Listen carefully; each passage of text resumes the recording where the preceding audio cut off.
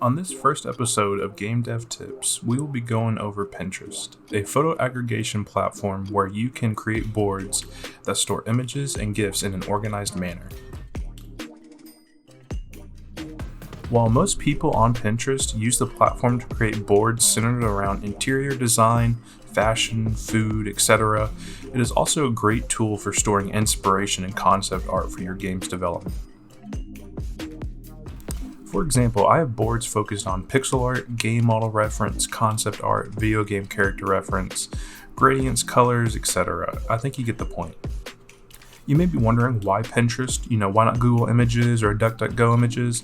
And aside from not only aggregation, its search tools are a lot better at finding the content that you're looking for based off of tags and based off of whatever other search criteria you provide to Pinterest. All of its results are entirely based on what users provide to the platform, which makes it a lot easier to find stuff than if you were to use Google or DuckDuckGo. The reason why having boards like this matters is because it gives you the ability to put multiple things together and better visualize what you want your end product to look and be like. Having the ability to pull inspiration from so many different games across multiple decades and genres is a powerful tool and will make your life a lot easier when developing your game.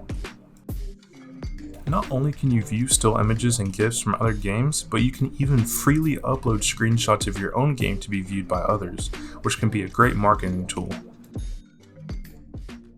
That will conclude the first episode of Game Dev Tips. If you enjoyed the video, please leave a like, comment down below your own tips, and feel free to join the Discord server linked in the description below.